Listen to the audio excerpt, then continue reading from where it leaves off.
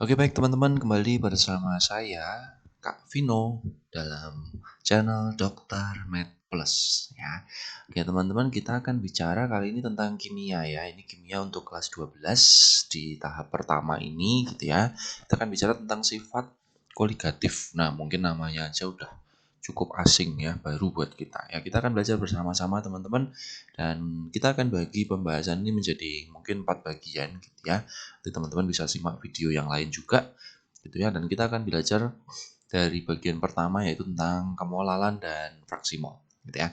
Nah, kita mulai dari pengertian dasar dulu bahwa setiap larutan itu terdiri atas zat terlarut dan pelarut. Nah, itu jelas ya. Jadi kalau kita punya larutan gula, nah larutan gula itu pasti terdiri dari air murni dan juga gulanya gitu ya.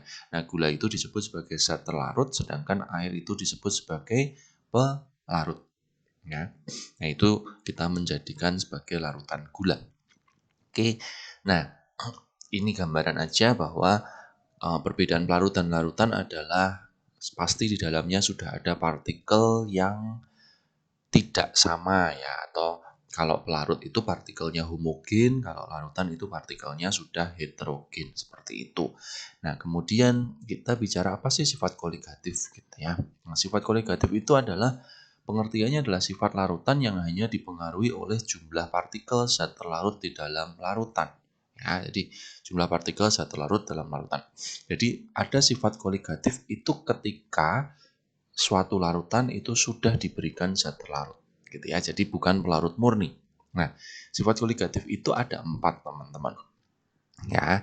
Nah, intinya seperti ini, ketika suatu pelarut murni atau tadi air gitu dimasukkan ke dalam nya itu zat terlarut tertentu, maka tekanan uapnya akan turun. Kemudian yang kedua, titik bekunya akan turun. Yang ketiga, titik didihnya akan naik. Dan yang keempat, akan mengalami tekanan osmosis seperti itu. Nah, 4 hal ini yang kita sebut sebagai sifat koligatif. Itu ya teman-teman ya. Nah, jadi kita akan bicara nantinya adalah 4 bagian ini ya dengan hitungan-hitungannya. Nah, lalu ini teman-teman, nah grafik ini cukup penting. Ya, jadi kalau teman-teman nanti belajar sifat koligatif pasti akan ada soal yang tentang grafik seperti ini. Nah, gambaran ini sebenarnya sederhana aja ya, teman-teman bisa melihat yang warna hitam ya. Warna hitam ini adalah grafik untuk pelarut murni ya. Sedangkan yang warna hijau itu adalah grafik untuk larutan. Nah, artinya ini biasanya kita akan bicara tentang tekanan uap, lalu titik beku dan titik didih. Nah, artinya kalau tadinya pelarut murni itu punya titik didih di sini ya, saya kasih tanda merah. Dan titik beku ya, dan ini titik didih, maaf. Nah, maka setelah diberikan zat terlarut, misalkan katakanlah menjadi larutan gula, maka titik didihnya akan naik. Titik didihnya akan naik. Sedangkan titik bekunya akan turun kan gitu ya. Jadi titik didihnya akan naik, titik bekunya akan turun. Nah, ini makanya sifat koligatif. Jadi paling pertanyaannya ya seperti itu. Misalkan teman-teman disuruh mencari di mana titik beku larutannya. Nah, titik beku larutan berarti di sini gitu ya, di sini. Sedangkan titik beku pelarutnya adalah titik beku larutannya yang di kiri gitu ya, titik beku pelarutnya yang di sini. Ya, sedangkan kalau titik didih pelarutnya murni itu adalah yang di dalam, sedangkan yang larutan yang di luar. Ya, intinya gampang. Ya, yang di dalam itu punyanya pelarut, yang di luar punyanya larutan. Ya, seperti itu. Nah, kita akan bicara satu konsep khusus tentang hitungan dasar, yaitu tentang molalitas dan fraksi mol. Ya, jadi di sini kita akan bicara tentang molalitas. Ya, molalitas adalah uh, gram terlarut dibagi mr dikalikan 1000 per gram pelarut. Itu rumusnya. Bedakan teman-teman dengan molaritas. Ya, kalau molaritas itu massa per mr sama, tetapi dikalikan 1000 per mililiter larutan. Ya, atau kita selama ini kenal dengan mol per volume. Ya. Nah, sedangkan yang namanya fraksi mol itu adalah perbandingan antara mol yang terlarut atau mol yang pelarutnya dibandingkan mol total. Ya, seperti ini. Ini rumus yang akan kita gunakan. Ya. Nah, kita akan coba di beberapa soal ini, teman-teman. Nah, contoh soal yang pertama. Dalam 4,9 gram H2SO4, ya, H2SO4 punya MR 98. Maka ketika kita dilarutkan dalam 0,2 liter air, maka molalitasnya adalah berapa? Gitu ya. Nah, ingat tadi molalitas itu rumusnya adalah gram atau massa per mr dikalikan 1000 per gram air. Nah, ini teman-teman. Jadi hati-hati, 0,2 liter air itu kita anggap sebagai 0,2 kilogram air atau sama aja dengan 200 gram air, ya, seperti itu. Jadi ketika kita akan mencari molal, ya itu tinggal tadi intinya adalah gram per mr dikalikan 1000 per massa pelarut. Ya, seperti itu. Jadi tinggal kita masukkan 4,9 per 98 dikalikan 1000 per 200. Ya sudah, ini ketemu. 4,9 per 98 itu 1/20 ya. 1/20 dikali 5. 1 per 4 ya. Jadi 0,25, satuannya adalah molal ya, seperti itu. Oke, kita coba contoh yang berikutnya. Molalitas larutan etanol C25OH 46% adalah. Nah, ini teman-teman. Yang jelas kita harus tahu dulu pertama kali adalah kita menghitung MR-nya nih. Ya, MR-nya. Ya, jadi C2H5OH, C itu 12 dikali 2, 24. H-nya ada 6, dikali 1, 6, ditambah O-nya 16. Totalnya adalah MR-nya 46. Nah, apa artinya kadar 46%? Gitu ya. Jadi larutan C2H5OH 46%. Itu artinya dia akan mengandung C2H5OH anggaplah sebanyak 46 gram. Dan sisanya adalah air. Airnya adalah 100 dikurangi 46. Jadi 54 gram. Nah, seperti itu teman-teman. Nah, berhubung kita ditanyakan adalah molal itu tadi adalah gram per mr dikalikan 1000 per air ya. Jadi pelarut air. Ya udah tinggal kita masukkan nih 46 ya. 46-nya loh ya karena etanolnya per mr-nya 46 dikalikan 1000 per 54. Nah, udah ini kita tinggal hitung ya. Oke, ini karena angkanya jelek kita tinggal aja ya. Yang penting ketemu seperti itu. Oke, lanjut ya. Nomor 3.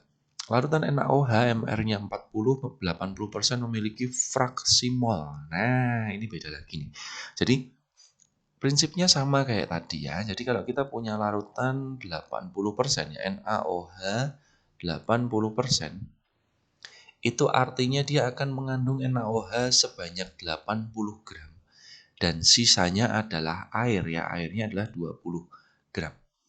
Nah, kalau kita disuruh mencari fraksi mol ya, kakak menyarankan untuk mencari molnya dulu. Ya, jadi dicari aja mol masing-masing nih. Ya, molnya berapa.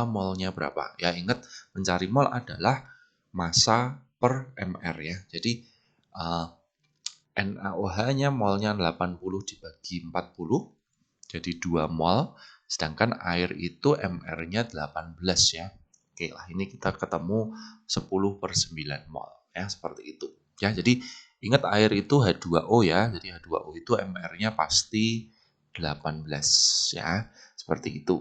Nah, kemudian baru kita lanjutkan nih untuk mencari fraksi mol. Ya, fraksi molnya adalah fraksi molnya NaOH. Ya, tadi ada rumusnya. Molnya NaOH dibagi mol total. Jadi, mol NaOH ditambah mol air gitu ya. Seperti itu. Jadi tinggal kita masukkan nih molnya NaOH 2 per 2 ditambah 10 per 9. Oke ya. Jadi ini misalkan kita kalikan 9 semua aja, 18 per 18 tambah 10. Jadi ketemu 18 per 28 atau kalau kita bagi 2 ya, 9 per 14 fraksi molnya seperti itu. Ya teman-teman ya. Kemudian ada soal berikutnya. Nih, diketahui MR fruktosa 180 ya. Molalitas larutan fruktosa 10%. Ya, prinsipnya sama dengan yang soal sebelumnya tadi ya teman-teman ya. Jadi larutan fruktosa 10%, ya, larutan fruktosa 10% itu berarti dia akan mengandung fruktosa 10 gram dan air 90 gram ya, seperti itu. Nah, berarti kita bisa masukkan nih untuk mencari molal. Molal tadi adalah gram per mr-nya si fruktosa dikalikan 1000 per pelarut atau per air lah ya. Gitu. Sudah tinggal kita masukkan nih gramnya 10 per 180 dikalikan 1000 per 90. Ya, jadi di sini kita akan ketemu 10.000 per 18 kalau dikali 9 ketemu 16200 ya. Oke lah, ini tinggal kita sederhanakan mungkin 100 per 162. Jadinya kalau kita bagi 4 ketemunya 25 per 41 molal ya, seperti itu. Oke, mudah-mudahan bisa dipahami teman-teman ya. Nah, kemudian nomor 5.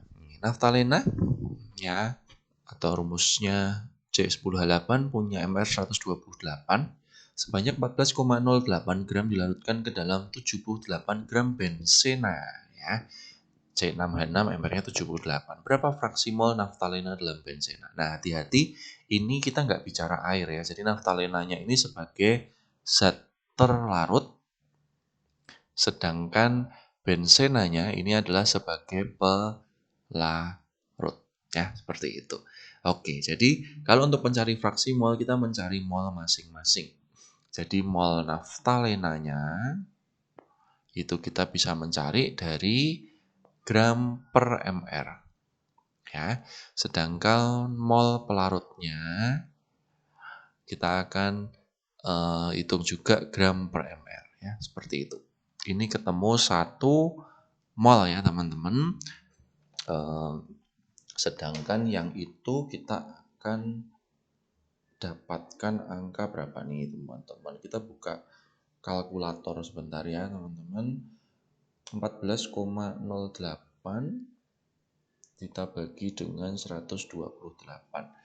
Ini ketemunya sekitar 0,11 mol ya. Nah, baru kita mencari fraksi mol. Fraksi molnya adalah molnya naftalena tadi dibagi mol total.